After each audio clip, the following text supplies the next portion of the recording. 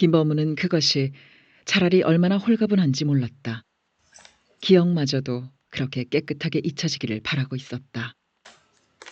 김범우가 군장청을 다녀온 다음부터 자신에 관한 소문이 가만히 속에서 썩는 홍어 냄새 풍기듯 하는 걸 알고 있었다. 그러나 김범우는 두문불출한 채 전혀 신경을 쓰지 않았다. 염상진이 찾아온 것은 그 즈음이었다. 그가 밤이 아닌 대낮에 돌아다닐 수 있게 된 것이 김범우로서는 기뻤다. 염상진이 보여준 끈질긴 항일 정신은 어느 모로나 값지고 존경할 만한 것이었다. 요새 떠돌아다니는 소문은 어찌 된 것인가? 서로의 무난 인사가 끝나자 염상진이 가려운 데를 못 참고 긁듯 물어온 말이었다. 김범우는 염상진이 찾아왔을 때 벌써 그의 궁금증이 무엇인지 알고 있었다. 자신이 돌아온 지 일주일이 지나도록 염상진이 몰랐을 리가 없었다. 아마 그 소문이 아니었으면 염상진은 결코 자신을 만나러 오지 않았을 것임을 김범우는 알고 있었다. 자기가 그렇게 반대한 학병을 지원한 자의 무사 귀환을 축하하기 위해 시간을 버릴 만큼 염상진은 배알이 없는 사람이 아니었다. 소문에 얼마나 살이 붙었는지는 모르지만 군정청 통역관 자리를 거절한 건 사실이오. 그거 참 잘한 일이네. 자네가 왜 네 제국주의자들의 앞잡이 노릇을 해? 염상진의 목소리는 갑자기 열기를 띄었다. 김범우는 그 말투에서 짙은 정치 냄새를 맡았다. 해방과 더불어 염상진의 의식이 어느 방향으로 돛을 올렸는지 직감할 수 있었다. 미제국주의자들이라뇨? 듣고 보니 묘한 기분이 듭니다. 김범우는 능청스럽게 말하며 염상진의 눈을 빤히 들여다보았다. 김범우는 속으로 웃고 있었다. 자신이 통역관을 거절한 사실을 염상진은 아전인수식으로 확대 해석하려 하고 있었다. 기분 묘할 것 없네. 마땅치 않아서 그래 부르는 것뿐이니까. 염상진은 태연함을 꾸며 보이며 대꾸하고는 근데 그 소문은 그것만이 아니고 또 있던디. 염상진의 오기는 김범우의 시선을 맞받아내며 말머리를 돌렸다. 더 무슨 소문이 있던가요? 김범우는 지루함을 느끼며 담배를 빼들었다. 소년적 호기심처럼 염상진이 정치의식에 기울어 있는 성급한 태도가 싫었다. 그 자네 앞에서 소문을 내 입으로 되씹을 필요는 없을 것이고, 일본군으로 학병을 나간 자네가 어떻게 미국에서 귀국을 했는지 그걸 알고 싶네. 김범우는 짜증스러움을 느꼈다. 아버지께도 몇 마디로 간추리고 말았던 이야기였다. 김범우는 학병을 끌려나가면서 만주 쪽으로 배속되기를 바라고 있었다. 그곳에는 독립군이 산재해 있고 땅이 넓어서 탈주해도 용이할 것 같았던 것이다. 꼭 독립운동을 하기 위해서가 아니었다. 일본군이 안 되는 방법은 그 길밖에 없었던 것이다. 뭐 복잡하게 생각할 거 없어요. 버마에서 탈출해서 영국군에 투항했고 일본군 포로로 수용소에 갇히기 싫어서 연합군 편에서 무슨 일이라도 하려고 했고 그러다 보니 미국까지 굴러간 거죠. 김범우의 입 언저리에는 자조적인 웃음이 물려 있었다. 그래요. 미국에서는 무슨 일을 했던가? 염상진은 눈을 빛냈다. 아무것도 한 일이 없어요. 김범우는 짜증스럽게 내뱉었다. 그리고 금방 후회했다. 염상진에 대한 예의가 아니었던 것이다. 자네 아무 말도 하기 싫은 모양이구만. 딱 한 가지만 대답하게. 소문에 첩보 요원 훈련을 받았다는데 사실인가? 김범우는 담배를 비벼 끄며 보일 듯 말 듯 고개를 끄덕였다. 범우, 내 경솔을 용서하게. 자네 깊은 속 모르고 학병 나간다고 그리 타박을렸으니 자네는 큰 애국을 한 것이네. 염상진은 촌스러울 만큼 진지하게 말하고 있었다. 그런 염상진을 김범우는 허망한 마음으로 물끄러미 바라보고 있었다. 그 자네가 일본을 물리치기 위해 첩보 요원이 된 것을 이제 와서 딴 목적으로 이용하려고 하는 미군의 흉계에 걸려들지 않은 건 정말 잘한 일이오. 자네는 그것으로 또 한 번 커다란 애국을 한 것이네. 염상진의 말은 금방 다른 채색을 하며 상기되어 있었다. 김범우는 그대로 드러넘길 수 없는 감정의 가시가 걸림을 느꼈다. 말마다 애국 하는데 괜히 과대하게 의미 부여하지 말아요. 숭득을거리니까. 그리고 미군의 흉계에 걸려들지 않은 게 애국이라고 했는데 그건 또 무슨 해괴한 소리요? 김범우는 편하게 비아냥거리는 말투였다.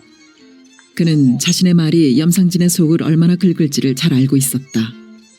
미국 놈들은 우리나라를 망치려고 온 놈들이여!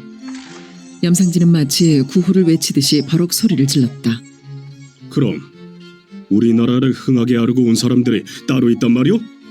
김범우는 말을 하면서 내가 왜 어린애 장난 같은 소리를 짓거리고 있나 싶었다.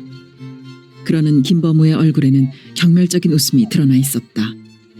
사회주의 건설만이 그 길이야! 염상진은 부르르 떠는 몸짓을 하며 마침내 깃발을 세우듯 그 말을 부르짖었다. 그런 염상진의 눈은 묘한 광채로 타오르고 입술은 응등 물려 있었다. 그건 이미 하나를 신념으로 선택해버린 사람의 전형적인 모습이었다. 김범우는 대화의 단절을 느낌과 동시에 짙은 피로감에 쌓였다. 형용하기 어려운 서글픔이 자욱하게 가슴을 덮었다. 그건 하룻밤 사이에 포로 취급을 당해 잠 못 이루며 바라보았던 벽과 그 어찌할 수 없던 외로운 체념이 불러오던 서글픔이었다. 좋아요. 어떤 주의를 따르든 그건 개인의 자유지요. 그러나 그것이 곧 민족 전체를 위하는 유일한 길이라는 성급한 판단은 금물입니다. 미국이다, 소련이다, 민주주의다, 공산주의다, 자본주의다, 사회주의다. 우리에게 지금 필요한 건 그런 정치적 태길이 아닙니다. 그건 한 민족이 국가를 세운 다음에나 필요한 생활의 방편일 뿐입니다. 지금 우리에게 필요한 건 민족의 발견입니다. 그 탄압이 모든 것에 우선해야 해요. 김범우는 이마에 돋은 식은땀을 닦으며 말을 마쳤다. 결코 입 밖에 내고 싶지 않았던 생각이었다. 그러나 너무 성급하게 치닫고 있는 염상진을 보자 그 말만은 하지 않을 수가 없었다. 그 자네 말은 아주 그럴듯해 보여. 그러나 그건 부르주아적 환상이여. 아니, 그게 무슨 말입니까? 미소에 점령당한 상태에서 그들이 내세우는 이데올로기인가 이념인가 하는 것에 놀아나 민족이 서로 갈라져서는 안 된다는 뜻인데 그게 부르주아적 환상과 무슨 상관이 있다는 거요? 우리에게 해방은 곧 인민혁명이야. 해방은 곧 새 역사의 시작을 의미하고 그 시작은 인민혁명을 통한 새 나라의 건설부터네. 그런데 자넨 시대 역행적으로 캐캐묵은 민족이라 찾고 있지 않느냐 말이야. 그렇게 속단하지 마세요. 민족이라고 하니까 핏줄만을 중시해 어중이 떠중이 다 싸잡아서 말하는 민족인 줄 압니까? 현 시점에서 친일 반역 세력을 어떻게 용납할 수 있겠어요? 그런 부류들을 완전히 제거한 상태에서 절대 다수의 민중을 중심으로 재구성한 집단을 말하는 겁니다. 그래서 굳이 민족의 발견이라고 했어요. 형은 그게 바로 인민혁명 세력의 규합이라고 말할지 모르지만 그건 아닙니다. 그 민족에는 일체의 정치성이 배제되어야 합니다. 아니, 더 확실하게 말해 그 민족 아래 모든 정치 이념들은 단합해야 합니다. 왜냐하면 우리가 미국과 소련에 점령당해 있기 때문입니다. 미소는 자기네들 이익 추구를 위해 우리의 앞길을 방해하는 회방꾼들일 뿐이기 때문에 우리가 서로 갈려 이념을 먼저 선택하면 우리 민족은 결국 분열밖에 할 게 없다, 그겁니다. 그런 민족 개념이라면 나가 경솔했네. 그러나 자는 현실을 제대로 모르고 그런 말을 하는 거요. 회방꾼은 미국일 뿐인데 미국이 아무리 회방을 놓으려고 해도 그건 헛고생이네. 친일 반역자들을 빼놓고는 모두가 혁명 세력이고 거기다 또 소련이 있는데 미국이 무슨 수로 힘을 쓴단 말인가. 참 속편하고 간단한 생각이군요. 형은 정말 소련이 우리의 해방과 혁명을 돕는 우리 편이라고 믿습니까? 그 무슨 잠꼬대 같은 소린가. 일정 때부터 소련만큼 우리의 독립과 해방을 위해 관심 쓰고 도와준 나라가 도대체 어디 있는가? 과연 그럴까요? 내가 두 가지 사실만 지적해 볼게요. 첫째는 신탁 통치 결이고 둘째는 미군정이 조선인민공화국을 부인한 것입니다. 그런데 신탁 통치라는 건 미국이 혼자서 결정한 일입니까? 그건 엄연히 소련이 두 개의 제국주의 국가와 나란히 앉아 작당하고 야합해서 만들어낸 것입니다. 장소까지 모스크바에서 우리나라를 먹이로 놓고 제국주의자들과 서로 이익을 분배하고 있는 소련의 처사가 과연 옳은 것입니까? 그런 소련이 어찌 우리 편일 수 있습니까? 그것이야말로 자네가 상상할 수 없고 이해하기 어려운 소련의 전략 전술이야. 그래요? 철저한 그들의 대변자로군요. 그들의 입장에서 우리를 보지 말고 우리의 입장에서 그들을 보려고 노력해보세요. 그럼 그 모순과 허위가 보일 겁니다. 자네는 생각이 너무 많이 변했구만. 미국 물을 먹어서 그런가? 비꼬지 말고 내 말마저 들어보세요. 둘째로 미군정이 인공을 부인했는데 그게 미국이 현실적으로 힘을 쓰지 못해서 취한 처사입니까? 그건 곧 자기네 점령지구에서 공산주의를 부정한 것이고 혁명을 부정한 것입니다. 이래도 미국이 힘을 못 쓰는 겁니까? 그건 군정이 일방적으로 취한 만행이지. 우린 그걸 인정하지도 않고 부인당하지도 않아. 우린 그 만행을 분쇄하기 위해 계속 투쟁을 전개하고 있어. 예, 길게 말하고 싶지도 않아요. 한마디만 덧붙이자면 행동 통제를 받지 않는 포로로 특별 취급을 받으며 수용소에서 내가 한 일이 뭔지 압니까? 미수의 세계 전략에 관한 책들과 논평들을 읽는 일이었습니다.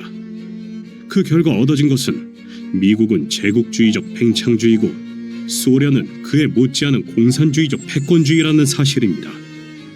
그 두 개의 어마어마하게 큰 발에 짓밟히고 있는 것이 바로 이 땅과 우리 민족입니다.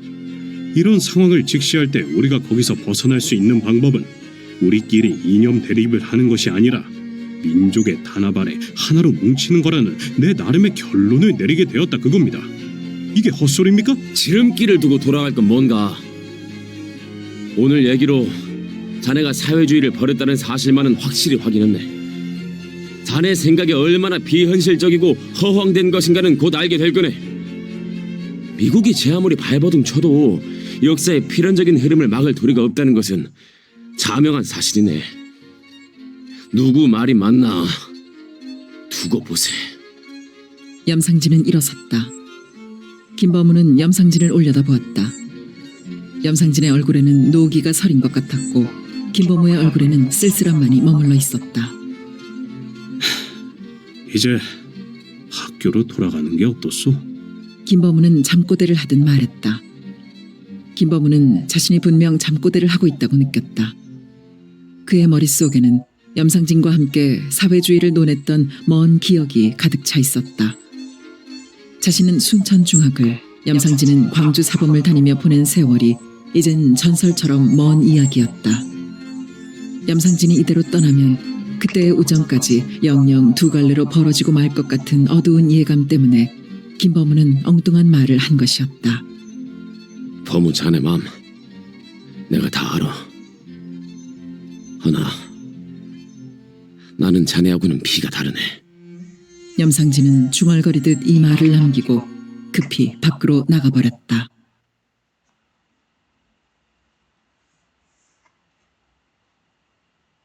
4. 소화. 하얀 꽃이라는 이름의 무당. 이 방은 정하섭은 낮은 목소리에 주저를 담았다. 그리고 잡고 있던 그녀의 손을 뒤로 끌어당기는 그의 손은 목소리보다 조금 더 강한 거부감을 표현하고 있었다. 방문을 열던 소화의 동작이 일순에 멎었다. 그녀의 고개가 느리게, 아주 느리게 그에게로 돌려졌다. 그녀의 눈길이 더듬듯 그의 눈을 찾았다. 그는 의식적으로 그녀의 눈을 똑바로 쳐다보았다. 그런 정하섭의 마음에는 순간적으로 스쳐갔던 두려움과 의혹이 좀 더 확실한 얼굴을 드러내고 있었다. 이 방은 다시 되풀이하는 정하섭의 의식 속에서는 그녀를 갖고자 했던 뜨거움이 한결 식어 있었다. 다 신령님 뜻인디 되레 보살피실 거구만요. 소화는 마치 무슨 주문을 외듯 낮은 목소리로 천천히 말했다. 전혀 억양이 느껴지지 않는 그 읊조리듯 한 말은 이상한 긴장감과 탄력으로 정하섭의 가슴을 파고들었다. 그리고 그의 마음에 도사리고 있던 두려움과 의혹을 한꺼번에 몰아내 주었다. 소화가 한 말의 의미는 그의 머리를 한순간 복잡하게 만들었다. 그러나 짧은 시간 동안에 정리된 그의 의식 속에는 운명이란 말이 흰 편말 위에 검은 글씨처럼 또렷하게 박혀왔다. 운명. 정하섭은 바로 눈앞의 그녀를 새삼스럽게 바라보았다.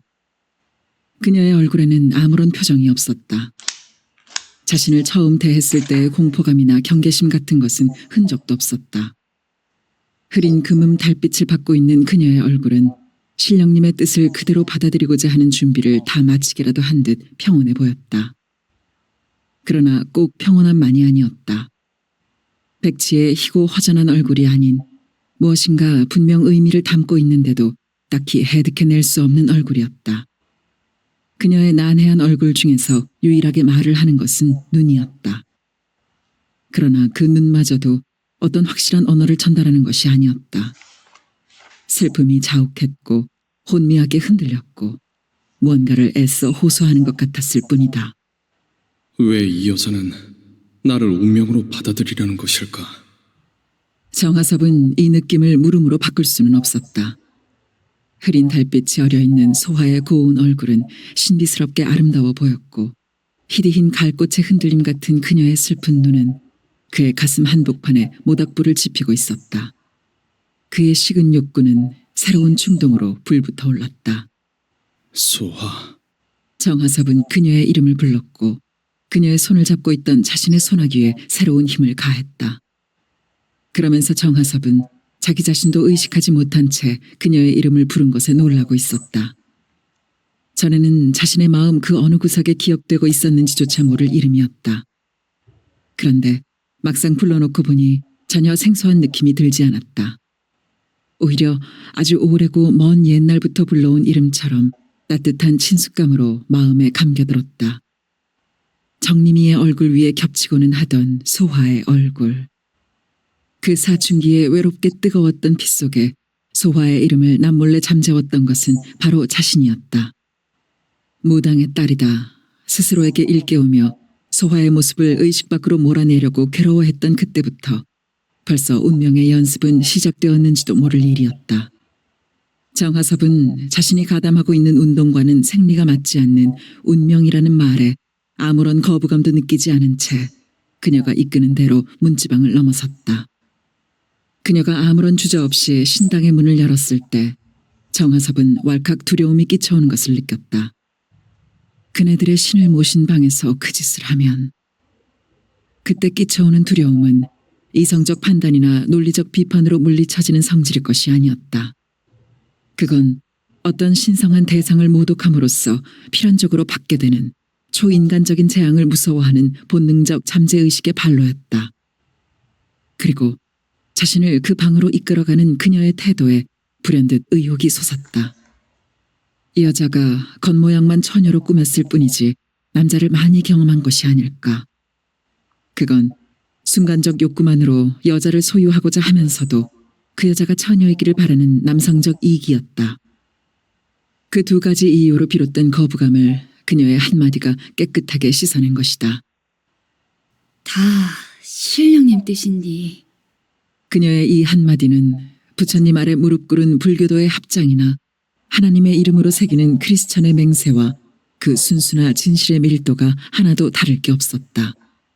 아니, 그녀로 하여금 몇 날 며칠을 파란 광기와 불길의 정열로 춤을 추게 하는 신령님의 이름을 빌려하는 그녀의 말은 그런 것들과는 비교도 안 될 만큼 몇 갑절 더 순수하고 진실한 것인지도 모를 일이었다. 무슨 이유 때문인지는 모르지만 그녀가 자신과의 관계를 운명적으로 받아들이고 있다는 사실을 정하섭은 어렵지 않게 파악했고 신령님의 뜻으로 행동하고 있는 그녀가 자신의 처녀를 제물로 내놓는 것쯤 결코 어려운 일이 아니리라 싶었다. 묽은 어둠이 가득한 방 안은 신당답게 오랜 세월에 걸쳐 타올랐을 향내음이 짙게 배어 있었다. 윗목에는 신단이 꾸며져 있었고 그 좌우로는 구판을 차리는 데 소용될 도구들이 세워져 있었다. 그런 것들은 어둠 속에서 형체만 어렴풋이 보일 뿐이었다. 그녀의 말이 있어서인지 그것들의 형체를 알아볼 수 없어서인지 정하섭은 아무런 두려움도 느껴지지 않았다.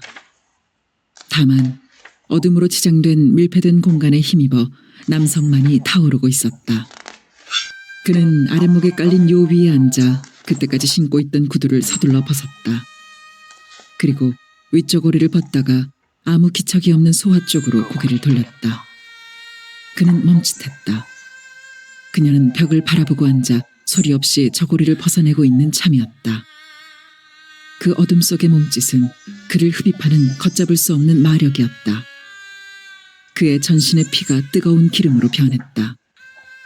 그 뜨거운 기름은 전신 마디마디에서 불꽃으로 타올랐다. 수천의 불꽃은 일시에 그녀를 향해 뜨거운 혀를 내밀었다. 그는 그녀를 뒤에서 끌어안았다. 그의 손에는 치마 속에 감추어진 그녀의 젖무덤이 크게 잡혔고 그녀의 몸은 놀란 듯 경련의 물결을 일으키며 순간적으로 움츠러들었다. 그녀의 귀 언저리에 닿아 있는 그의 코에는 그녀의 채취가 가득했다.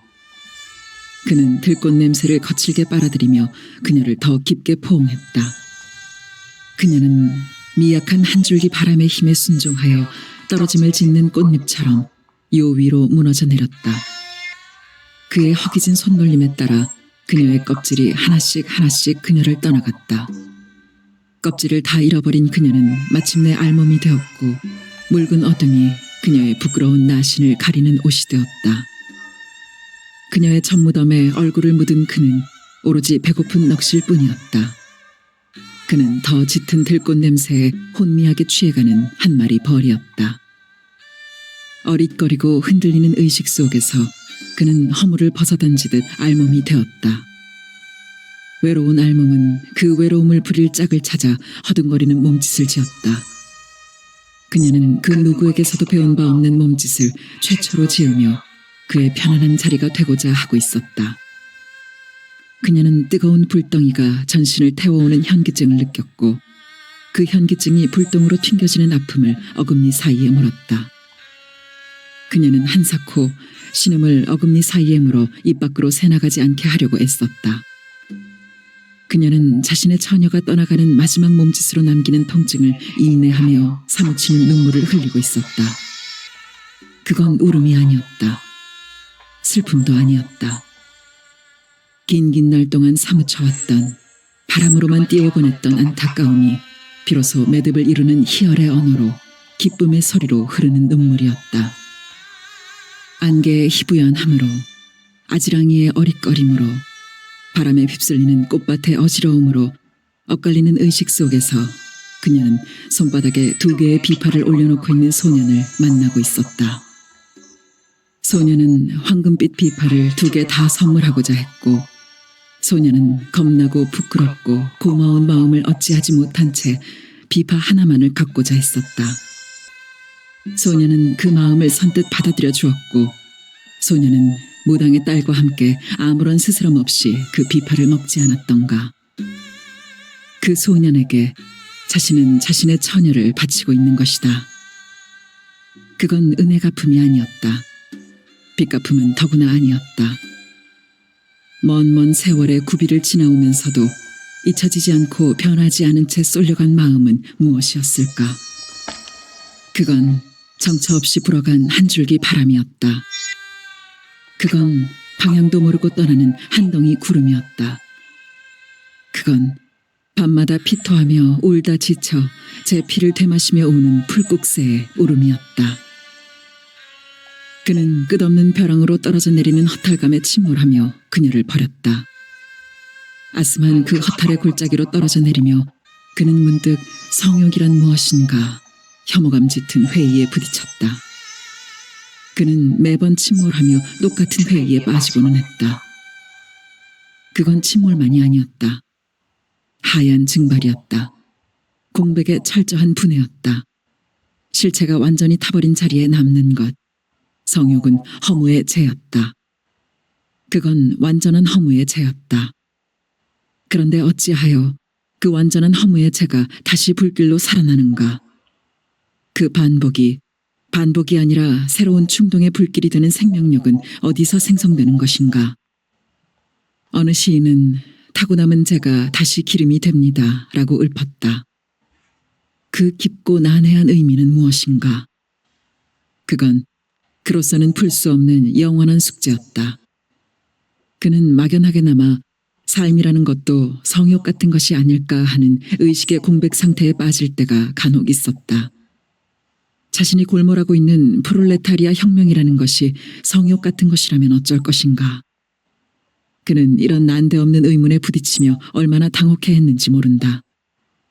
그럴 때마다 그는 자신의 성장과 정을 애워쌌던 부르주아적 환경에 오염된 자신의 의식을 힐난하듯 매질하는 고통을 겪고는 했다. 그는 심한 갈증을 느꼈다. 그리고 의지의 힘으로는 이겨낼 수 없는 수마가 덮쳐왔다. 그건 제로 변한 성욕이 일으키는 언제나 똑같은 증상이었다. 그 변하지 않는 두 가지의 욕구는 성욕으로 죄가 된 것은 의식이지 육체가 아니라는 증명을 하려 들었다.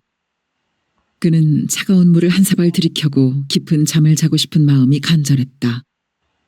그러나 그녀에게 물심부름을 시키고 싶지 않았다. 뻔뻔스럽게 행동하지 않으려는 것만이 아니었다. 그녀가 갇혀있을 감정의 울타리를 행여라도 다치고 싶지 않았던 것이다. 그는 그동안의 여자 경험을 통하지 않고서도 그녀가 처녀라는 것을 금방 알아차릴 수 있었다. 그는 그 사실이 짐이 됨을 느꼈다. 어찌하여 그녀는 예비했던 것처럼 자신의 처녀를 내놓은 것일까? 그걸 물어야 될 단계에 이르렀다고 생각하며 그는 거센 물결처럼 덮씌워오는 잠의 수렁을 벗어나려고 애썼다. 그는 가까스로 그녀 쪽으로 돌아누웠다. 어느새 옷을 챙겨 입은 그녀가 벽을 향해 앉아있는 뒷모습이 잠의 안개로 부옇게 흐려진 그의 시야에 들어왔다. 그는 잠을 쫓으며 눈을 크게 떴다. 그녀의 어깨가 잘게 떨리고 있는 것이 어렴풋한 어둠 속에서도 느껴졌다. 그녀는 울고 있는 것이 분명했다. 정하섭은 소리 없이 울고 있는 그녀의 감정의 여울이 자신의 가슴으로 전해져 오는 것을 여실하게 느끼고 있었다. 그는 소하의 허리께로 팔을 뻗쳤다. 손이 허리에 닿자 그녀는 흠칫 놀랐다. 소아, 그는 그녀의 허리를 꾹 눌러잡으며 나지막하게 불렀다. 나 묻고 싶은 말이 한 가지 있어. 내 느낌으로는 소아가 나를 남다르게 생각하는 것 같은데 그게 사실이라면 무슨 이유 때문이오? 소하는 가슴이 철렁 내려앉았다. 그리고 눈물이 솟구쳐 올랐다. 제 마음을 아셨으면 됐습니다. 아무것도 더 바라는 게 없습니다. 아무것도 묻지 마십시오. 아무것도 대답할 게 없습니다. 그것으로 충분합니다. 고맙습니다. 고맙습니다. 또 같은 말 두 번 묻게 하는 거요? 등 뒤에서 그의 목소리가 나지막하게 들려왔고 그녀의 마음은 어떻게 대답을 해야 좋을지 몰라 갑자기 허둥거리기 시작했다. 그때 구원처럼 떠오른 말이 있었다. 다 신령님 뜻이구만요. 그녀는 눈을 꼭 내려감으며 몸을 바르르 떨었다.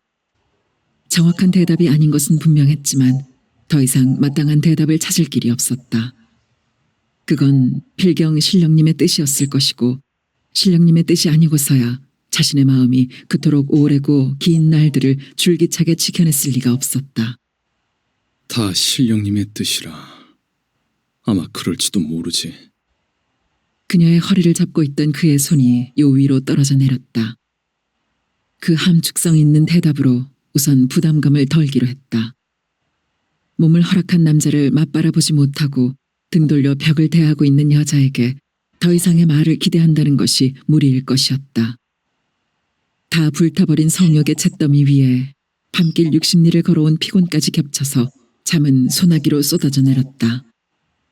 그는 새벽닭 울음소리를 어렴풋이 들으며 잠의 수렁 속으로 깊이 깊이 빠져들었다. 소화. 얼마나 고운 이름인가. 얼굴만큼 곱고 아름다운 이름이다. 하얀 꽃. 그 누가 이런 이름을 지어준 것이었을까? 그 뜻이 왜 외롭고 슬픈 느낌을 줄까? 그녀가 무당의 딸이어서 그런가. 그는 이 생각을 끝으로 농밀한 잠에 완전히 함락되었다. 정하섭은 금세 코를 골기 시작했다. 소화는 서둘러 반다지 위에 이불을 끌어내렸다.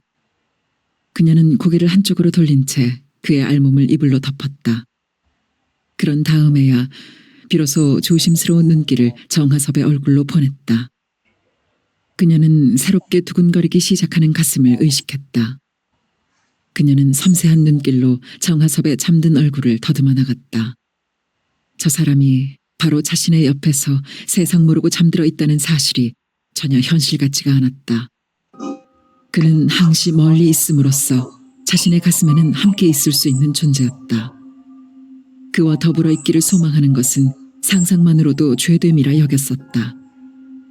자신은 무당의 딸만이 아니었다. 17 나이로 대물림 굿을 받아 무당이 된 몸이었다. 어찌 감히 상상 속에서만이라도 그와 더불어 있기를 소망할 수 있었으랴. 그런데 지금 그 사람은 꼭 꿈속인 것처럼 자신의 옆에서 저리도 고운한 잠을 자고 있는 것이다.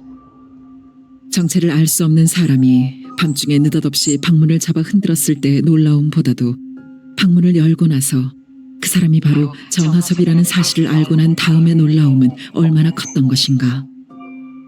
도무지 믿을 수 없는 현실 앞에서 신령님만을 부를 수밖에 다른 방법이 없었다. 그 사람에게 마음을 빼앗긴 것도, 그 사람이 느닷없이 나타난 것도 다 신령님의 뜻과 권능 속에서 이루어진 일이라 믿었다. 다른 말로는 도저히 설명이 되지 않았다. 니같이 이쁜 애가 어째 무당딸이 됐는지 모르겠다. 소녀는 불쑥 말하고는 비파 껍질을 담장 너머 어둠 속으로 내던졌다. 그 말이 가슴을 치고 지나가던 아픔과 눈물이 울컥 솟아오르던 그때의 슬픔을 그녀는 잊어본 적이 없었다. 니같이 이쁜 애가 무당딸이 아니었으면. 이건 그녀가 받은 최초의 관심이었고 그녀가 지키고자 했던 마지막 마음이었다. 그녀가 대물림 굿을 받게 되었을 때 소년의 그 말은 달구어진 인두가 되어 그녀의 가슴을 얼마나 뜨겁게 지짐질해댔던가. 차라리 미쳐버리고 싶어 쾌자짜르게 찢어져 나가라 신춤을 추었던 것인데 그것이 어찌 춤일 수 있었던가. 대물림 굿을 끝낸 그녀를 기다리고 있는 것은 현부자의 손길이었다. 현부자가 굿판을 푸지게 차려준 것도 예사로운 일만은 아니었던 것이다. 물론 그 굿판만이 아니라 현부자가 그네들에게 베푼 경제적 혜택은 무시할 수 없는 것이었다. 그러나 소화는 완강하게 거부했다. 엄니, 그렇게럼 뜨뜨미지근하게 말하지 말고 딱 부러지게 말을 협으란 말이시. 그녀는 어머니를 다그쳤다. 금매 말이다. 이 엄씨가 무슨 말을 더 하란 것이냐. 나도 세중간에 끼어서 더 못 살겠다와.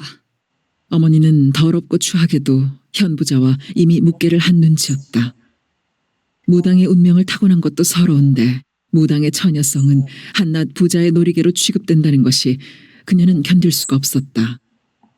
현부자보다도 어머니가 더 밉고 저주스러웠다. 엄니 마음대로 해보시오. 그 영감탱이한테 날 완력으로 넘길 줄안도 모르겠는디 그렇게만 혔다 하면 어찌 되는지 알제라? 그날로 나 팍 죽어볼 것이오. 나는 절대로 그리 더럽게는 안 살 것인께. 그녀는 이빨까지 앙담으로 보였다. 엄마. 남원골 춘향이 절개 또 한나 나왔나 그리야. 말이 그렇지 죽기가 어디 그리 쉰 줄 아냐. 어머니는 뭉치고 들었다. 그런께 얼른 한번 해보시오.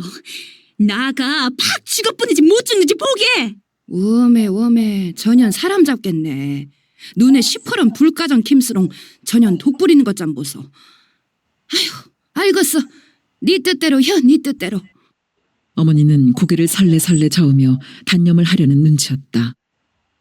그녀는 말뿐이 아니었다. 사태가 피할 수 없는 형편에 이르면 진정 죽어버릴 각오를 하고 있었다. 어머니는 더 이상 그 이야기를 입에 올리지 않았고 무슨 수완을 부려 현부자의 마음을 돌렸는지 알 수 없었다. 현부자네가 도깨비 장난에 홀린 것처럼 갑작스럽게 망했을 때 그녀는 그 누구보다도 기뻐했었다. 그녀는 줄곧 위태위태한 마음으로 살아왔던 것이다. 정하섭은 두 팔을 휘저으며 울음도 비명도 아닌 소리를 다급하게 지르고 있었다. 흉악한 꿈에 쫓기고 있거나 가위에 눌리고 있음이 분명했다. 그녀는 그를 깨워야 한다고 생각했다. 팔을 뻗쳤다. 그러나 그녀의 손은 그의 몸 가까이에서 멈춰지고 말았다. 감히 그의 몸에 손을 댈 수가 없었다. 그가 맨몸이어서가 아니었다. 그는 계속 괴로운 몸부림을 하고 있었고 그녀의 손은 허공만을 자꾸 잡아쥐며 가늘게 떨렸다. 잡기에게 잡히면 안 되는디. 혼을 빼앗기면 안 되는디. 그녀는 안타까움으로 팔을 뻗쳤다가 자기의 가슴을 뜯다가 안절부절 못하고 있었다. 잡기를 물리쳤는지 그는 잠시 후에 편안한 잠을 이어갔다. 그녀는 조심스럽게 이불을 끌어당겨 그의 어깨까지 덮었다. 그러다가 그의 이마에 맺혀있는 땀방울을 보았다. 그녀는 벽에 걸린 삼배 수건을 내렸다. 그녀는 돌아서다가 그 수건을 방구석에 떨어뜨렸다. 그리고 반다지로 급히 다가갔다. 흰 광목 수건을 꺼냈다. 조심조심 땀을 찍어내기 시작했다. 그러면서 그녀는 비로소 정하섭이라는 남자의 생김새를 낱낱이 살피고 있었다. 희고 넓은 이마, 순 많은 새까만 눈썹, 산줄기처럼 곧게 뻗어내린 콧등, 골 깊은 인중 아래 뚜렷한 윤곽의 입술. 세월은 한 소년을 이렇듯 준수한 남자로 바꾸어 놓았고 그 남자의 땀을 손수 닦아내고 있다는 사실에 그녀는 그저 목매일 뿐이었다. 식은 땀을 다 닦아낸 소환은 깊은 잠에 빠져있는 그의 모습을 하염없이 바라보고 있었다. 안쓰러울 정도로 그 모습은 지치고 피곤해 보였다. 이 사람은 어젯밤 어디서부터 온 것일까? 새벽녘에 들이닥친 것으로 보아 사람의 눈을 피해 밤새껏 먼 길을 걸어온 것이 분명했다. 그렇소. 제대로 맞췄소. 내가 바로 빨갱이요. 서슴없이 말하던 그의 목소리가 다시 귀를 쟁쟁하게 울려왔다. 그는 왜 좌익을 하는 것일까? 어젯밤 그의 앞에 죄인처럼 쪼그리고 앉아 잠깐 생각해 보았지만 이제 다시 곰곰이 생각해도 그 이유를 알 수가 없었다. 그는 누구를 위해서 이 고생을 하는 것일까? 그는 어째서 가난하고 불쌍한 농부나 노동자 편을 들게 되었을까? 그런 마음은 어디서 생긴 것일까? 아무것도 부러운 것이 없이 산 부잣집 아들의 마음에 왜 그런 생각이 들게 되었을까? 이런 꼬리를 무는 의문을 거머잡듯이 그녀의 머리를 스치는 생각이 있었다.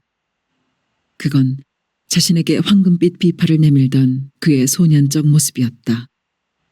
철없을 어린 나이에 부잣집 아들이 무당의 딸에게 그런 마음을 나타냈다는 것은 쉬운 일이 아니었다.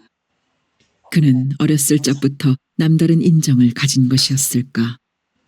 그 인정스러움이 어른이 되어 가난하고 불쌍한 사람들 편을 드는 좌익이 되게 한 것은 아닐까? 안 돼. 안 돼. 정하섭은 팔을 휘저으며 잠꼬대를 했다. 그녀는 소스라쳐 생각에서 깨어났다. 창호지 문에 희부연 빗살이 번지고 있었다. 먼 동이 트고 있는 것이다. 그녀는 치마폭을 모아잡으며 조심스럽게 일어섰다. 서둘러 아침밥을 지어야 했다. 방문을 반쯤만 열고 마루로 나선 그녀는 재빨리 방문을 닫았고 그대로 문고리를 잡고 서서 사방을 빠른 눈길로 살폈다. 자신도 모르게 취해진 경계였다. 그녀는 문고리를 놓지 못하고 있었다. 자신이 부엌에서 일을 하는 동안 누군가가 문을 벌컥 열어 그 사람을 잡아갈 것만 같았던 것이다. 생각만으로도 전신에 오싹 소름이 끼치는 끔찍한 일이었다. 처마 밑을 찾아든 하찮은 날것 하나라도 상하게 해서는 안 되는 것이 신령님의 뜻이었다. 하물며 그는 사람이었고 몸과 넋을 섞어 나눈 긴긴 인연의 매듭을 지은 사이가 아닌가. 그런 사람에게 어찌 털끝 하나라도 다치게 할지 모를 위험이 미치게 할 것이랴. 그녀는 자물쇠를 채우려고 생각했다. 그러나 집에는 자물쇠가 없었다. 굿판을 따라 두 식구가 며칠씩 집을 비우는 일이 허다했지만 어느 때고 자물쇠로 문을 채운 일이 없었음을 뒤늦게 상기했다. 살림이 가난해서 문을 채우지 않은 것이 아니었다. 세 끼 밥 끓일 쌀은 없어도 도둑이 훔쳐갈 것은 있다고 했다. 번들번들 이웃나는 살림은 아니었지만 결코 궁색한 살림이라고 할 수도 없었다. 쌀독밑이 드러나는 일 없이 쌀은 늘 그만하게 차 있었고 도둑의 손을 탈 만한 물건들은 얼마든지 있었다.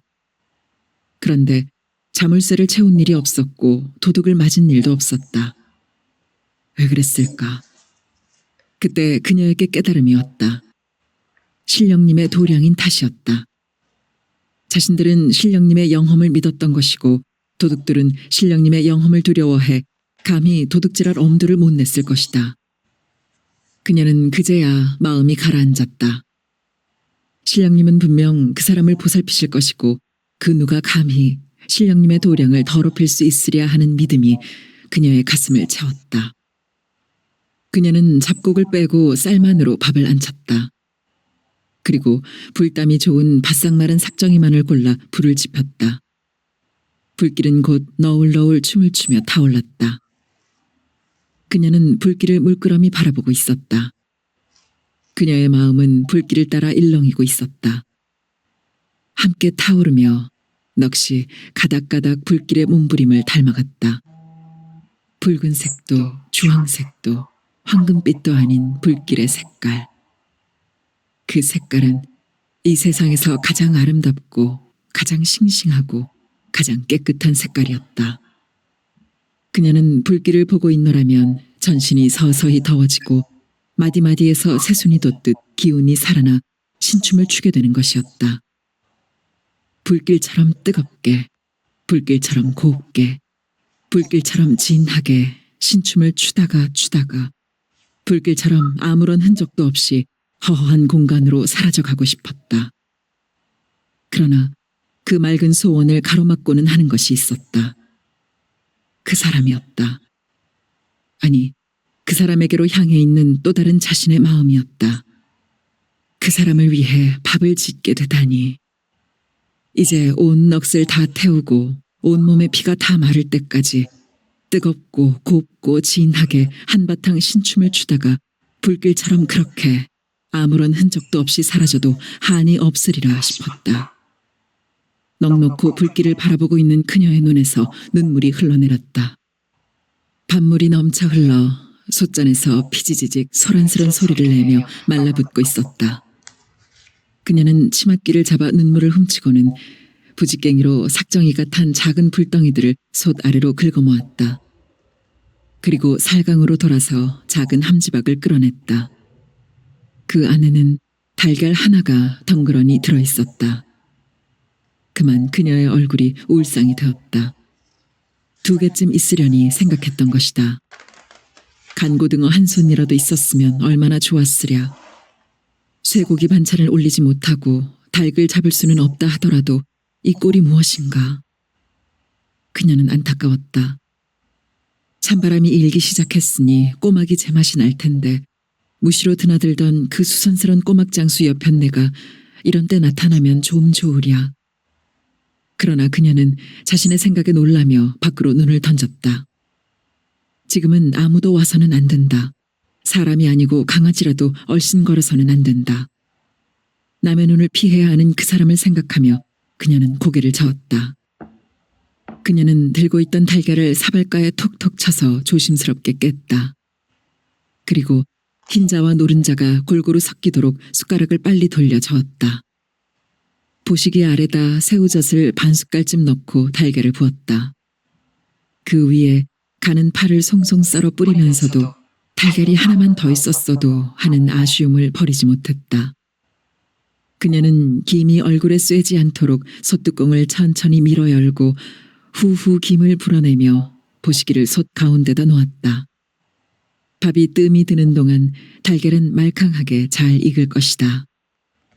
솥뚜껑을 닫고 나서 그녀는 빈 손바닥을 맞비비며 산자리에서 종종거렸다. 색다른 반찬을 더 만들 수 없는 것이 그렇게 서운하고 허전할 수가 없었다. 그렇다고 읍내 어물전이나 정육점을 다녀올 수도 없었다. 읍내는 오리길이 넘었고 지금 형편으로는 가까운 아랫동네도 다녀올 처지가 못 되었다. 자신이 집을 비운 사이에 무슨 일이 일어날지 알 수 없는 것이었다. 그 사람은 필경 오래 머무르지 않고 떠날 것이다. 어쩌면 아침밥만을 먹고 떠나게 될지도 모른다.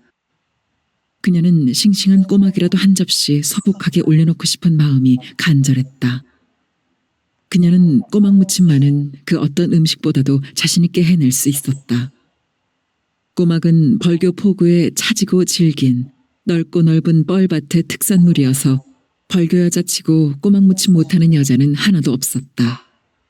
그러나 그녀는 어렸을 때부터 유독 꼬막을 좋아했고 나이 들어 부엌 일을 배우면서부터 꼬막 무침에 신경을 쓰다 보니 남다른 맛을 내게 된 것이었다. 웜에 내 새끼 꼬막 무치는 솜씨 좀 보소. 저 반달 같은 인물에 손끈 염려퍼기가 요리 매시라온 니는 천상 타고난 여잔디. 금매 그 인물 그 솜씨 아까워 어쩔 거나.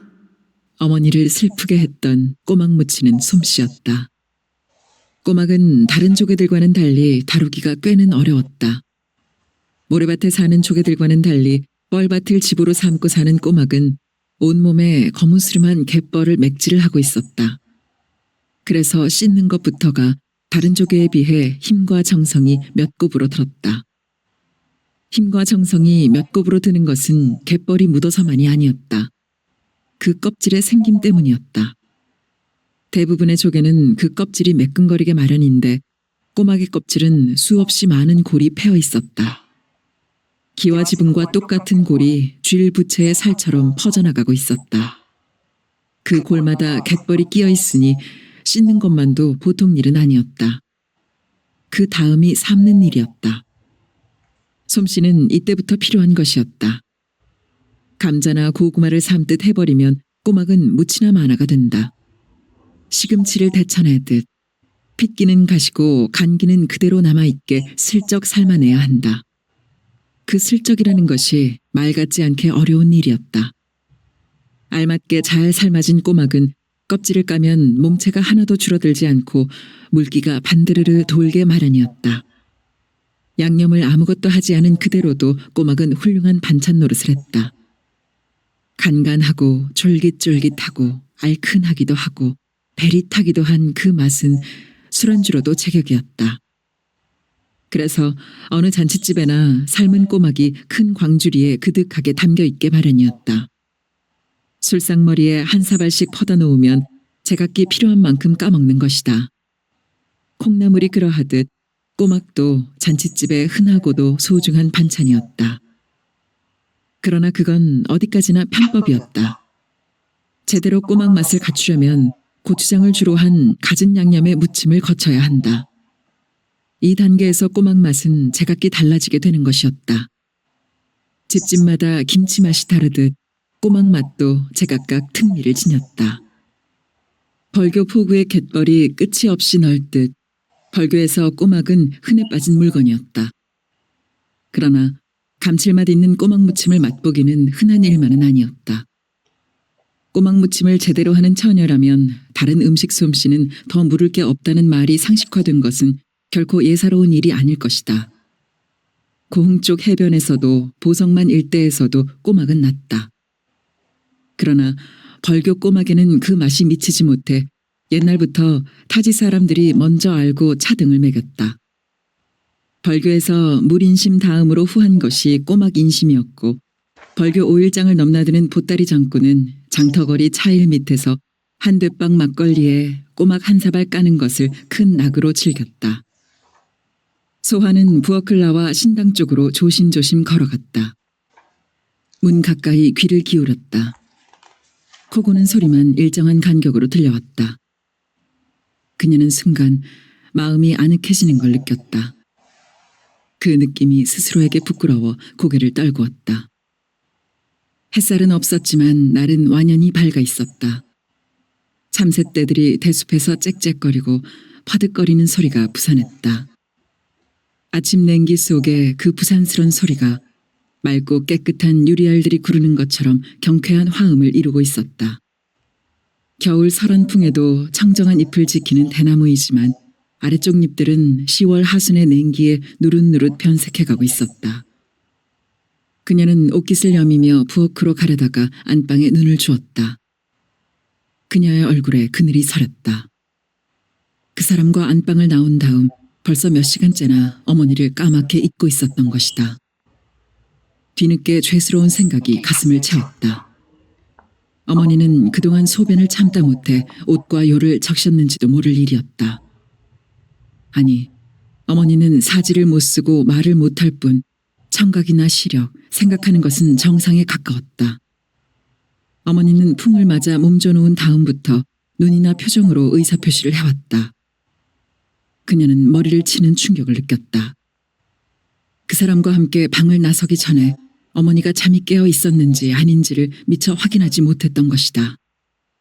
한밤중에 느닷없이 나타난 그 사람이 문을 흔들고 방으로 들어오고 성냥을 켜 담뱃불을 붙이고 몇 마디 이야기를 주고받고 그런 일들이 큰 소란 속에서 이루어진 것은 아니었다. 그렇다고 그동안 어머니가 잠들어 있었다고 할 수는 없었다. 어머니는 아마 깨어 있었을 것이다. 몸져 누운 다음부터는 깊은 잠을 자지 못하는 어머니였다. 만약 어머니가 잠이 깨어 있었다면 그녀는 죄의식에 몸을 죄어뜨리며 바르르 떨었다. 누구인지 모를 남자에게 딸이 끌려나갔고 붙들려 해도 팔다리가 말을 듣지 않고 소리치려 해도 혀가 말을 듣지 않고 어머니는 얼마나 애가 타고 얼마나 미칠 것 같았을까. 혹시 그동안에 기다리다가 불길한 생각이 스치고 지나갔다. 그녀는 허둥지둥 방문을 열었다. 언니! 그녀는 다급하게 어머니를 부르며 아랫목으로 기다시피 했다. 어머니는 눈을 뻔히 뜨고 누워 있었다. 그런데 그 눈에는 전에 볼 수 없었던 핏발이 서리고 안색은 하얗게 질려 있었다. 예상했던 대로 어머니는 잠이 깨어 있었던 게 분명했고 그동안 공포에 시달린 흔적이 역연했다. 내가 미친년이다. 그녀는 죄스러움으로 전신이 뒤틀렸다. 언니, 나 여기 있어. 나 왔단께. 그녀는 울먹이며 어머니를 흔들었다. 어머니 눈에 눈물이 번졌다. 그리고 무슨 말을 하고 싶은 듯 입술이 둔한 경련을 일으켰다. 언니, 나 암시랑 아니여. 아무 걱정하지 말어. 아무 일도 없었으니께. 어머니는 더디게 눈을 껌벅였다. 알았다는 표시였다. 어머니의 두 눈에서 옆볼로 눈물이 흘러내렸다. 그녀는 손등으로 그 눈물을 닦아내며 신당에서 그 일을 저지른 것을 어머니가 눈치챘으면 어쩌나 하는 생각이 가슴벽을 쿵쿵 치기 시작해서 차츰 숨이 막힐 지경이 되었다. 그때 신당 쪽에서 벽을 두드리는 소리가 퍽퍽 둔하게 들려왔다. 그녀의 고개가 반사적으로 그쪽으로 돌아갔다. 그리고 빨리 어머니를 살폈다. 어머니의 눈빛은 어느새 겁에 질려 있었고 눈 가장자리에 물비늘 같은 경련이 일어나고 있었다. 언니, 암시랑 아니여. 순한 사람이 아니여. 언니도 보면 다 아는 좋은 사람이여. 그녀는 낮은 목소리로 성급하게 말했다. 그러나 그 사람이 바로 술도가집 아들이라고 밝히지는 못했다. 다시 벽 두드리는 소리가 들렸다. 언니, 안심이여. 얼른 가보고 올 텐께. 어머니의 소변자리를 살펴야 된다고 생각하면서도 그녀는 어느새 방문을 밀치고 있었다. 그러면서 그녀는 내 년이 미친년이다. 자신을 힐책하고 있었다. 그녀는 신당문을 빼꼼하게 열었다. 좁은 시야에 그 사람의 모습은 보이지 않았다. 그리 서 있지 말고 빨리 들어와 문 닫으시오. 아니, 찬물 한 사발 먼저 주시오. 그녀는 물줄기를 받아 매물 도는 물레방아처럼 그의 말이 떨어지기 바쁘게 부엌으로 내달았다. 그는 그녀가 물그릇을 방바닥에 놓기 전에 팔을 뻗쳤다. 물이 그릇을 넘쳐날 기세로 잠시 요동쳤다. 그는 사발을 받아들며 그녀에게로 시선을 쏟아부었다. 고개를 깊게 떨군 그녀의 몸 전체는 시린 부끄러움으로 떠는 것 같았다. 무감동한 물체감으로 굳어있기는 했지만 보드라운 피부에 균형 잡힌 그녀의 나신을 떠올렸다. 그는 새로운 갈증을 느끼며 단숨에 한 사발의 물을 들이켰다.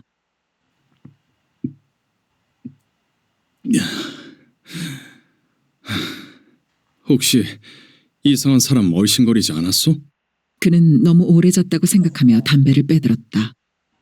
아무도 없었구만요. 그녀는 예라고만 간단히 대답하려다가 확실함을 보이고 안심을 시키려고 굳이 그렇게 대답했다. 여기 말고 더 안전한 곳은 없어? 그녀는 얼핏 무슨 말인지를 알아듣지 못했다. 아마 이틀 정도는 더 여기 머물러야 될 것 같소. 그동안 맘 놓고 피해 있을 수 있는 장소가 필요하단 말이오. 그녀의 머리에 먼저 잡힌 것은 안전한 피신처가 아니라 그가 이틀을 더 머무른다는 사실이었다. 있구만이라. 현신의 빈 제각에 숨을 뛰는 얼마든지 있구만이라. 그녀는 온몸이 뜨거운 기운으로 달아오르는 것을 느끼며 빠르게 말했다. 더 늦기 전에 당장 그리로 옮겨야겠소. 그는 또 너무 오래 잤다고 생각하며 자리에서 벌떡 일어났다.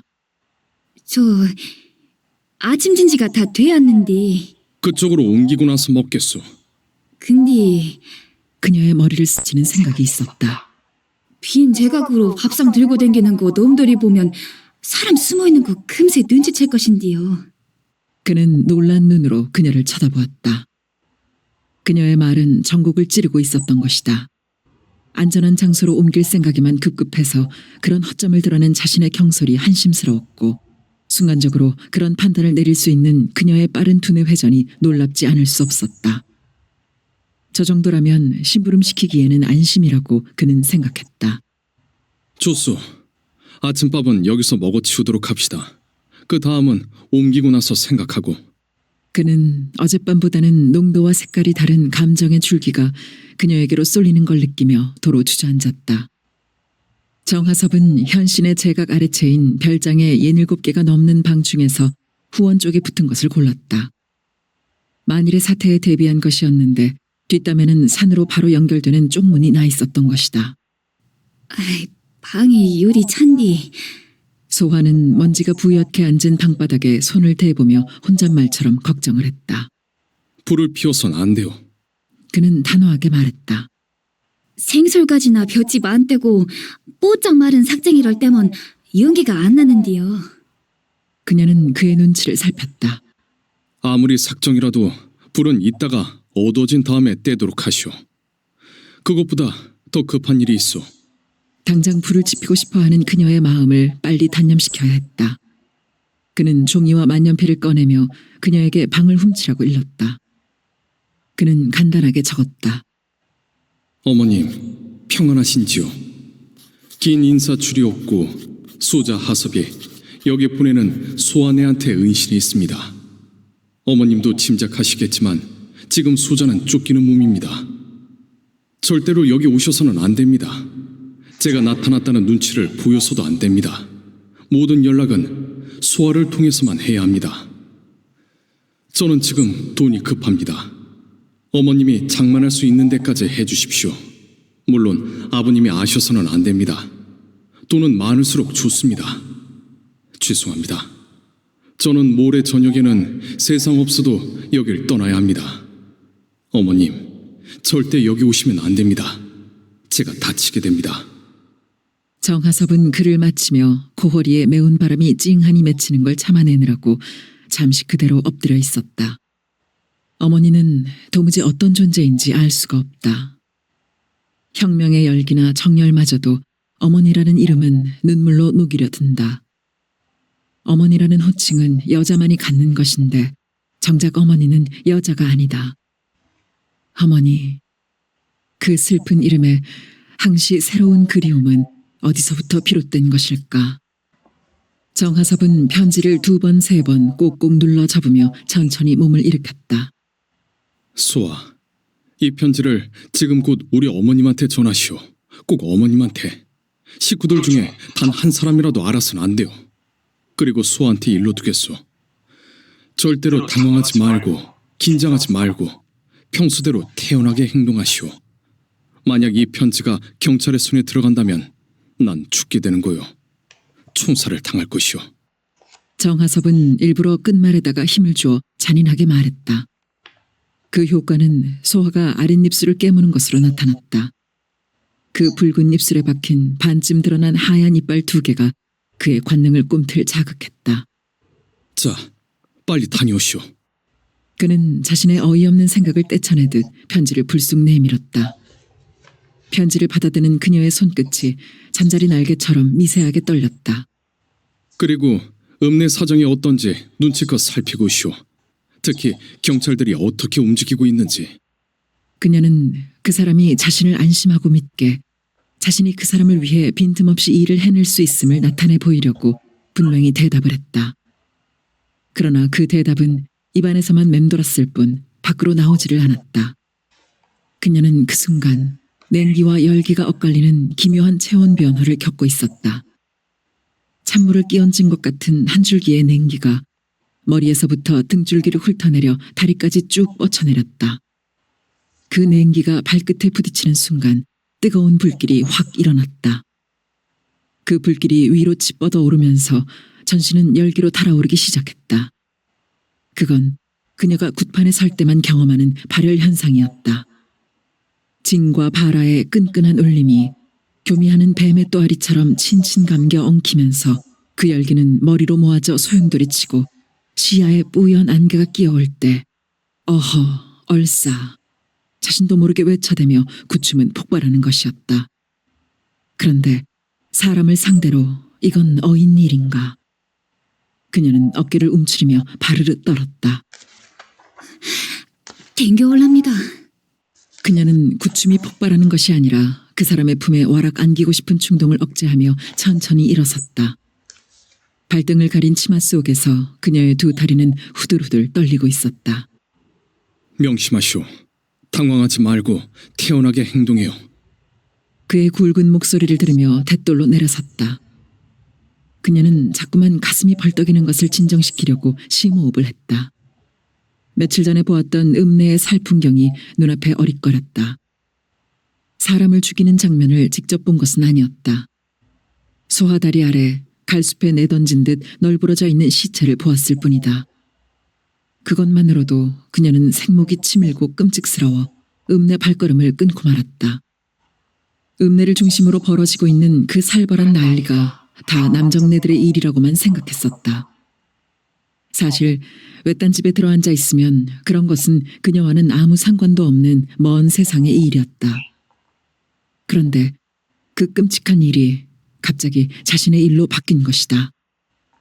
자신은 이제 그 난리의 중심을 질비한 시체 사이를 걸어가려 하고 있는 것이다. 생목 치밀지 않고 당당하게 걸어가리라고 걸어갈 수 있을 것 같은 자신감을 그녀는 스스로에게서 발견하고 있었다. 가을 햇살이 후원 가득 차고 있었다. 여름 햇살의 열기가 다 바랜 가을 햇살은 미지근한 온기를 담고 있었다. 여름 햇살이 화살처럼 내리꽂힌다면 가을 햇살은 나비의 날갯짓처럼 내려앉는다. 노릇노릇 변색한 잔디 위에 가을 햇살은 골고루 내려앉는다. 후원에 가득한 온기가 노란 병아리의 솜털처럼 보드랍고 아늑했다. 그런데 그 보드랍고 아늑한 온기 그 어딘가에 스산한 슬픔이 있다. 그게 조락을 주도하는 가을 햇살의 채취인지도 모른다. 정하섭은 후원의 잔디밭을 하염없이 바라보고 있었다.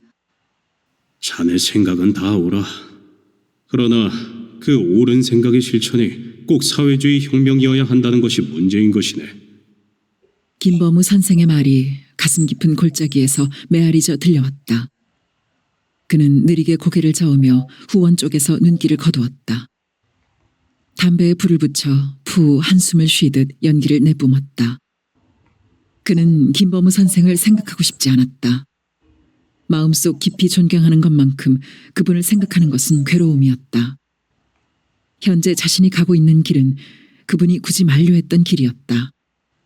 그분의 논리를 충분히 납득하면서도 결국 사회주의의 길을 택한 것이다. 정하섭이 김범우를 가깝게 접하게 된 것은 그가 중학교 졸업반이 되면서 선생으로서였다. 1946년 4월 신학기에 김범우는 사회과 선생으로 학생들 앞에 그 모습을 드러냈다. 김범우가 선생으로 부임한 것이 아니라 무슨 연극 무대에 오르는 것처럼 그 모습을 드러냈다고 하는 데는 그럴 만한 이유가 있었다. 그가 부임하기 전에 벌써 학생들 사이에는 그에 관한 소문들이 파다하게 퍼져 있었다. 그가 직계 선배라는 사실에서부터 학생들은 주눅들기 시작해서 수많은 입을 건너면서 각색되고 윤색된 소문들이 그에게 입힐 영웅의 옷을 장만해 놓고 그를 기다리고 있었던 것이다. 그가 학생들 앞에 첫 모습을 드러냈을 때 이미 소문으로 최면된 학생들은 완전히 기가 꺾이고 말았다. 1m 75cm가 넘는 훤칠한 키에 균형 잡힌 체격이 그 영웅적 소문을 입증하기에 충분했기 때문이었다. 일단 몸집이 작았더라면 학생들은 소문의 기세를 반으로 뚝 꺾는 승리감을 맛보았을 것이고, 반이 남은 소문에 대해서는 앞으로 차츰차츰 그 진부의 뿌리를 들춰내려는 간질간질한 공모의 여유를 나눠 가졌을 것이다. 그런데 학생들이 자신들도 모르게 부동자세를 취한 것은 그 다음이었다. 교장의 소개가 끝난 다음 김범우는 부임 인사를 하기 위해 조회대로 오르고 있었다. 그 짧은 시간 동안에 학생들의 대열 사이사이에서는 두런거리는 소리가 풍선처럼 부풀어 오르고 있었다. 저 키는 양코백이들한테도 꿀리지 않겠는데? 정말 OSS 대원같이 생겼다. 근사하다, 근사해. 소문을 수긍하는 이런 종류의 수군거림이었다. 그런데 조회대로 올라온 김범우는 우뚝 버티고 서더니 학생들을 좌에서부터 우로, 우에서부터 좌로 고개를 느리게 돌리며 훑어나갔다. 그 침묵 속의 눈초리가 커다란 빗자루가 되어 자신들의 두런거림을 삽시간에 쓸어가는 것을 학생들은 구령도 없는 부동자세를 취하며 으스스한 추위로 느꼈다. 얼어붙은 것처럼 조용해진 운동장에 김범우의 부임 인사가 마이크를 통해 울려 퍼졌다. 저는 김범우입니다. 앞으로 역사와 사회 과목을 담당할 것입니다. 여러분은 학생입니다. 저는 선생입니다. 여러분은 학생으로서 최선을 다해 공부를, 저는 선생으로서 최선을 다해 지도를 해야 할 것입니다. 이것만이 우리가 앞으로 힘을 합쳐 해야 할 일입니다. 이상. 끝에 이상이라는 말이 없었더라면 학생들은 인사말이 계속될 줄 알았을 것이다. 학생들은 분명히 이상이라는 말을 듣고서도 어리둥절한 표정을 짓고 있었다. 학생들은 여러 가지로 당황해하고 있었다. 우선 그 인사말의 짧음 때문이었다. 교장의 훈화가 줄잡아 30분, 훈육주임이나 교무주임의 지시사항 등속이 또 30분, 을에 전체 조회를 섰다 하면 1시간 몸을 비비 꼬는 것으로 습관되어 온 학생들 입장에서 미처 1분이 못 되는 인사말이란 상상할 수도 없는 일이었다. 그 다음이 나를 저로 낮춰 말하는 점이었다. 교장을 비롯하여 모든 선생들은 나였을 뿐이다.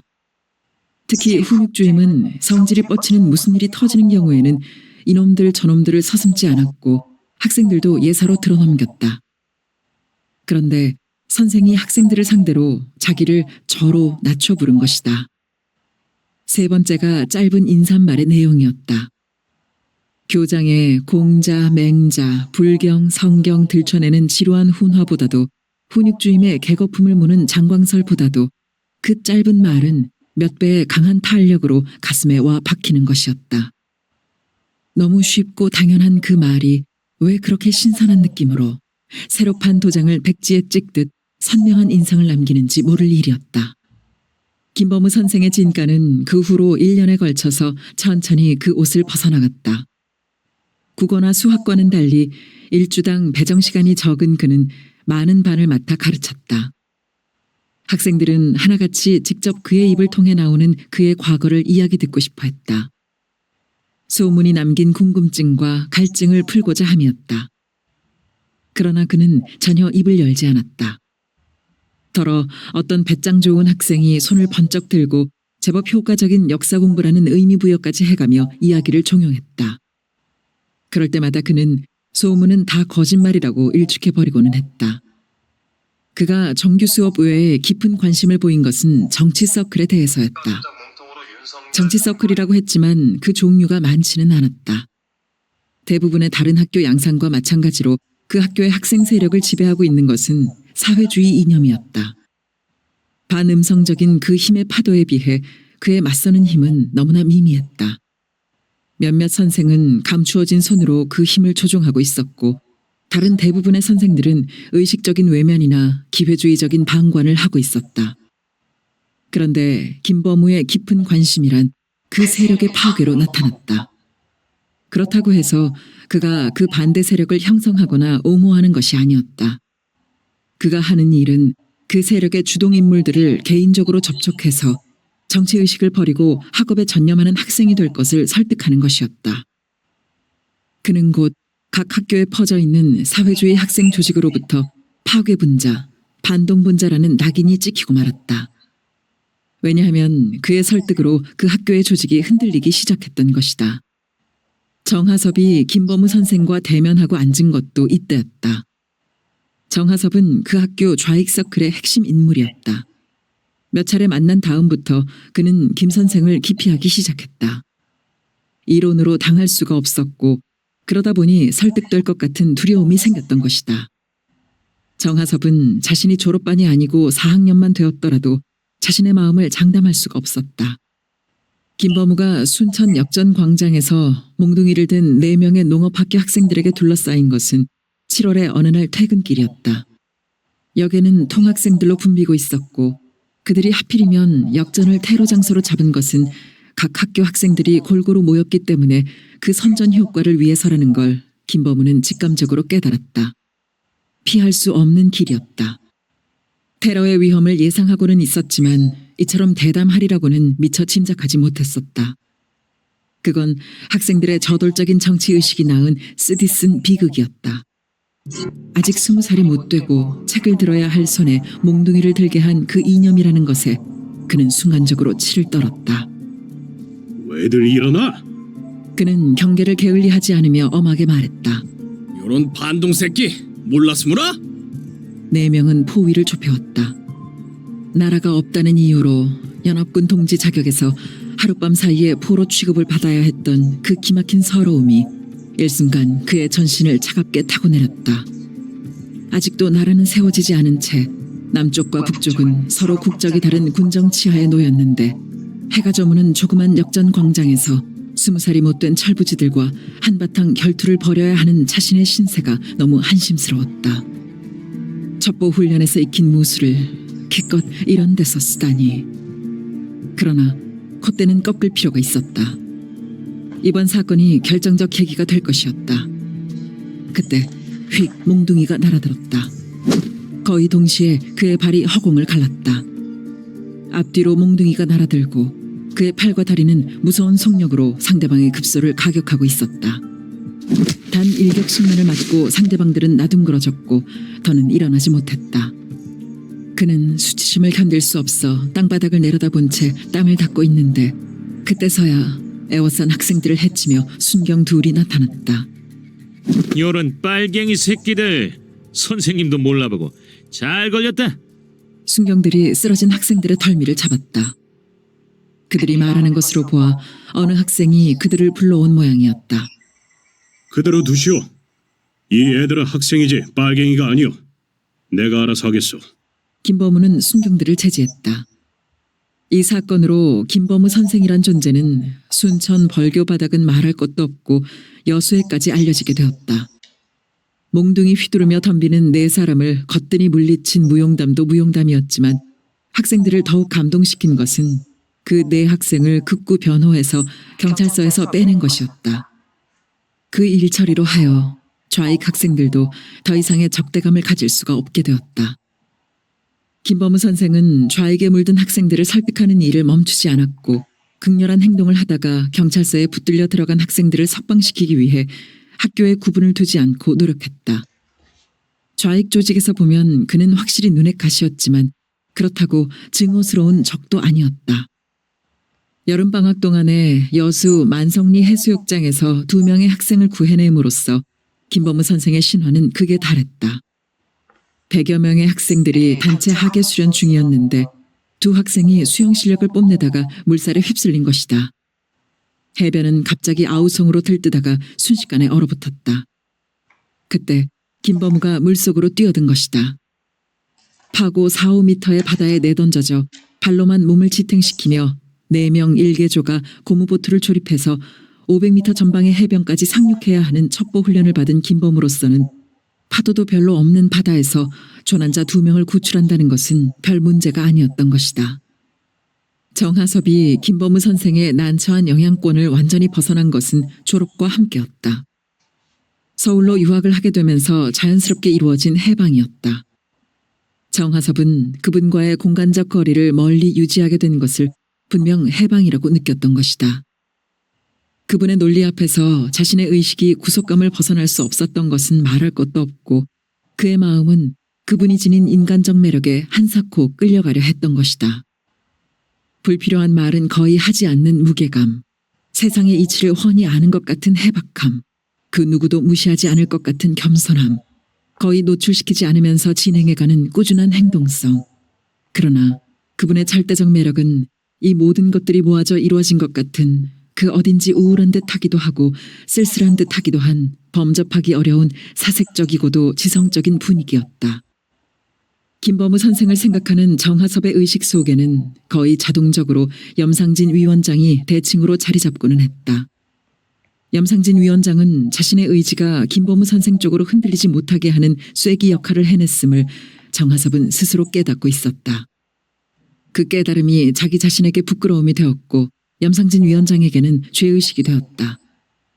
염상진 위원장이 옆을 지켜주지 않았더라도 자신의 의지는 추호도 주춤거리지 말았어야 했다. 다른 동무들처럼 김범우 선생을 가차없이 반동으로 몰아칠 수 있어야 했다. 그런데 그 누구 앞에서나 태연을 가장했을 뿐 속으로는 김범우 선생의 말에 대해서도 당위성을 인정하고 있었다. 정하섭은 그런 스스로가 싫었다. 그런 양면성과 이중구조를 가진 자신의 의식이 싫었다. 그건 사상무장의 나약이나 혁명의지의 박약이나 실천 용기의 빈약으로 찍힐 요소였다. 다른 학생들처럼 단순해지고 싶었다. 간단하고 명료해지고 싶었다. 그래서 그들처럼 열정적이고 싶었다. 강해지고 싶었다. 이 말은 자네가 제일 싫어하는 말일지 모르겠네만 자넨 아마 광적인 사회주의자는 못 될 거야. 자네가 부잣집 아들로서 출신 성분이 부적합하다는 말이 아니야. 부디 공부에 충실하고 하나의 행동을 선택하기 전에 10번이고 100번이고 생각이 앞서야 하네. 지금은 진정 어려운 시대야. 자네 같은 젊은 피들한테는 말이야.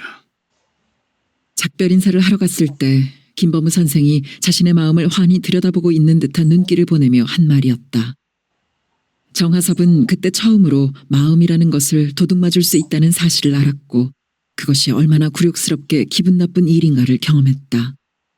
서울의 모 대학 법관은 사상적으로 중무장되고 행동적으로 과격한 그야말로 골수 사회주의자들의 집합소였다. 자넨 지금부터 시작이다. 서울 조직은 자넬 자랑스러운 혁명의 아들로 탄생시킬 것이다. 모든 연락은 내가 취해놓았다. 염상진이 작별의 술잔을 들며 한 말이었다. 그 말의 효과는 정하섭이 서울의 짐을 풀고 5일 만에 나타났다. 서울의 조직이 그에게 뻗쳐온 것이다. 그들은 납치라도 하듯이 어딘지 모를 곳으로 그를 데려갔다. 중앙당은 염상진 동무의 추천을 접수하여 정하섭 동무에게 당원 예비 교육을 실시키로 결정했소. 그동안 염상진 동무의 추천을 받은 동무들은 하나도 빠짐없이 훌륭한 교육 성과를 올려 열렬한 당원이 되었음은 물론 맡은 바 혁명 과업을 용맹스럽게 수행 중에 있어. 동무도 앞으로 실시될 사상무장 교육에 분투 노력하길 바라오. 먼저 당의 명령을 하달하겠소. 교육받은 사실을 완전 비밀에 붙일 것이며 노출을 피하기 위하여 그 어떤 하부 조직에도 가담하지 말라는 것이요. 동무는 특수임무를 위한 비밀 당원이 되어야 하니까. 허름한 민가의 썰렁한 방안에 무릎을 꿇은 채 정하섭은 식은땀을 흘렸다. 염상진은 역시 거물이라는 생각이 새삼스럽게 떠올랐고 그 견디기 어려운 긴장 속에서 그를 부축하고 있는 것은 염상진 위원장이었다. 정하섭은 교육을 받으며 김범우 선생의 자넨 아마 광적인 사회주의자는 못 될 거야 하는 말을 깨부수기라도 하는 것처럼 열성을 보였다. 학교의 조직에는 이미 무슨 지령이 내려졌는지 그에게는 전혀 접근의 낌새도, 그렇다고 반대 세력시 하는 눈치도 보이지 않았다. 그는 그저 공부만 하는 조용한 학생으로 행동했다. 그러나 그는 교육대마다 제출하는 학원 동향이라는 보고서 쓸 건덕지를 찾아내기 위해 은밀하게 눈동자를 굴리고 있었다. 정하섭은 방학이 되어 집으로 돌아와도 김범우 선생 만나는 것을 의식적으로 피했다. 그는 이제 자신이 김범우 선생의 생각과 얼마나 먼 거리에 있는지 알았던 탓이었다. 그는 염상진하고만 내밀하게 접촉했다. 자넨 역시 두뇌가 명석하네. 그 정도면 당 이론가하고도 상대할 수 있겠구먼 그래. 염상진은 몇 개월 사이에 이론적으로 현격한 변화를 보인 정하섭을 대하고 아주 흐뭇해했다. 염상진의 그 흐뭇해하는 모습을 대하면서 정하섭은 묵은 죄의식이 고개를 드는 것을 느꼈다. 김범우 선생에 관한 이야기는 그날 빠짐없이 염상진에게 보고되었다. 통학을 하는 열성세포들의 민활한 활약상이었다. 그도 보고를 안 한 건 아니지만 다른 학생들처럼 시시콜콜이 심하게 자기 감정까지 섞는 식의 행위는 하지 않았다. 김범우 선생에게로 쏠리는 또 다른 마음 때문에 자연히 그렇게 되었다. 그때 염상진 위원장은 자신의 그런 동요를 눈치챘을 것만 같았다. 그런데도 그런 내색은 전혀 하지 않았다. 김범우 선생은 참 좋은 분이다. 마음이 바르고 인정이 있고 학식이 풍부하다. 그런데 생각하는 것이 환상적인 게 흠이지. 좋게 말해서 꿈속에 사는 이상주의자야. 이렇게 말하는 것이 전부였다. 정하섭은 인간 김범우와 염상진을 저울질해본 것이 한두 번이 아니었다. 그러나 저울 눈금은 언제나 수평이었다. 비슷하게 큰 키에 염상진의 인물도 기울지 않았다. 염상진도 마음씀이 컸고 치밀하고 침착했고 아는 것이 많으면서도 남의 이야기를 귀담아 들어주었다. 그런데 편하게 다른 점이 있다면 그 분위기였다. 김범우가 사색적이고 지성적이라면 염상진은 야성적이고 행동적이었다. 이것은 서로 다른 개성일 뿐 저울 눈금을 움직이게 하는 무게에는 아무런 영향을 미치지 못했다. 정하섭이 마른 볕단에 불붙듯 사회주의에 빠져들기 시작한 것은 염상진에 의해서였다. 좀 더 순서를 잡아 말하자면 염상진을 접하기 전에 벌써 당의 정을 빨듯 책방 주인 문기수를 통해 초벌구인은 되어 있었다. 정하섭은 책방집 딸 정림이에게 정신이 팔려 뻔질나게 책방을 드나들었고 별로 필요하지도 않은 책을 사들고 나오고는 했다. 주인 문기수는 그 눈치를 어렵지 않게 챌 수가 있었다. 한다 하는 부잣집 아들이 자기 딸을 좋아한다는 것이 문기수로서는 기분 괜찮은 일이었고 족보로나 재력으로나 비교도 안 되는 처지였지만 그 물에 제발로 든 고기를 놓치기 아깝다는 욕심이 동했고 목적을 달성하자면 있는 집 자식의 장난기일지도 모르니까 정신부터 뜯어고치자 작정했던 것이다. 그래서 전과 다른 친절을 보이고 관심을 쓰면서 서서히 사회주의의 분말을 딸년의 눈웃음에 버무려 먹이기 시작했다. 그러다가 문기수는 자기의 힘으로는 벅찬 단계에 이르자 사상적 연관을 맺고 있는 염상진에게 넘긴 것이다. 그즘 정하섭은 심한 정신적 갈등을 겪고 있었다. 앞뒤를 분간하지 않는 아버지의 지나친 치부욕 때문이었다. 해방이 되면서 어느 곳이나 다 그랬듯 벌교 읍내도 일본인 재산을 서로 차지하려고 일대 소란이 벌어졌다. 아버지가 바로 그 선봉장이 된 것이다. 아버지는 땅 짚고 헤엄치기 장사인 하나뿐인 양조장에 눈독 들였고 그것을 소나기에 넣기 위해 참으로 놀랄만한 짓을 한 것이었다. 어차피 빈손 들고 쫓겨나야 할 일본 주인을 상대로 아버지는 신속한 흥정을 한 것이다. 어수선하게 며칠이 지나는 동안 양조장의 소유권은 은밀하고도 합법적으로 아버지에게 넘겨졌고 일본인들이 떼지어 중도방죽을 지나 선수머리 선창에서 떠난 다음에야 그 사실은 밝혀졌다.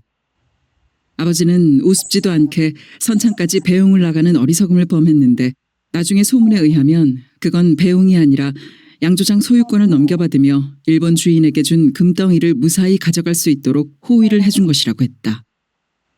아버지는 은밀하게 일을 처리한다고 했는지는 모르지만 한 번 부풀기 시작한 소문의 힘은 막을 길이 없었다. 읍내에 입 달린 사람이면 하나같이 아버지를 비난하고 욕했다. 그런데 아버지는 뻔뻔스러울 만큼 당당한 태도로 양조장 사장 행세를 했다. 정하섭은 부끄러움으로 얼굴을 들 수가 없었다. 학교를 가는 것마저 싫어졌다. 아버지의 더러운 치부욕에 환멸을 느꼈고 그 뻔뻔스러운 태도가 증오스러웠다. 아버지는 아무런 노력 없이 선대로부터 물려받은 전답 재산만으로도 읍내에서 꼽히는 부자축에 들었다. 중학생이 되고 나서부터 정하섭은 가난에 허덕이는 친구들을 대할 때마다 자신이 누리고 있는 그런 세습적 혜택에 대해 미안함 같은, 죄스러움 같은 기분을 느끼기 시작했던 것이다. 특히 가난하면서도 머리 좋고 자존심 강한 아이들 앞에서는 그 정도는 한층 심해졌다. 족보와 더불어 세습되는 혜택 속에서 평생을 편안하게 사는 것은 과연 옳은 것인가?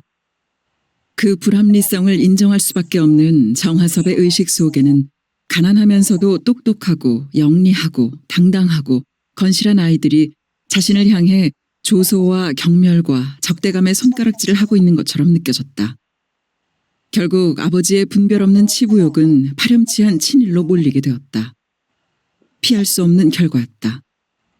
그 즈음에 책방에 들러 칸나처럼 화사한 정림이의 얼굴을 보고 읽을 만한 책을 사오고 하는 것이 그의 유일한 피신법이었다.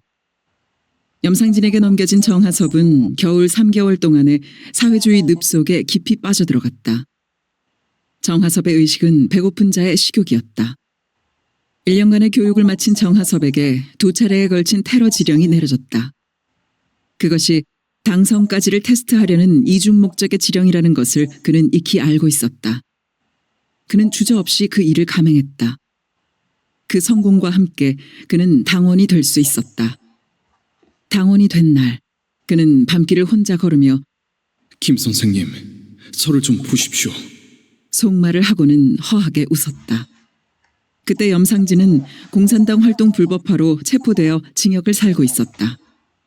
정동무, 마침내 때가 왔어. 동무는 순천직으로 내려가 혁명의 주체로 암약하려는 당의 명령이요. 장도를 축하하오.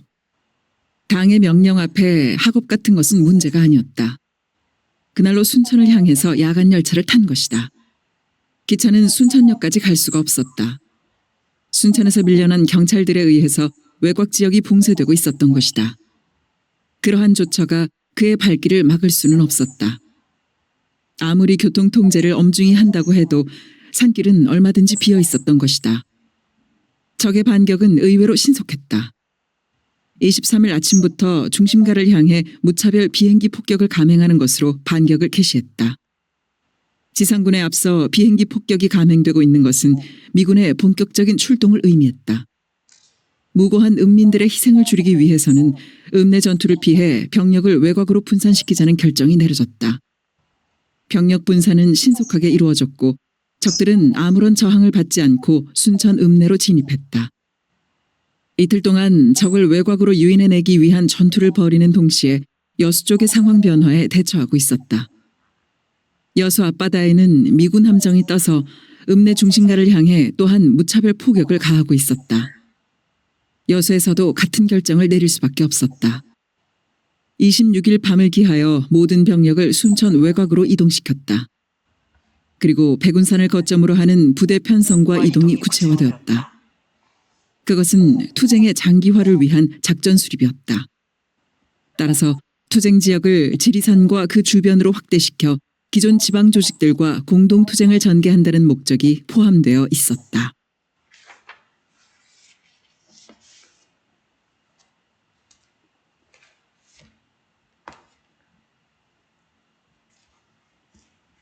오.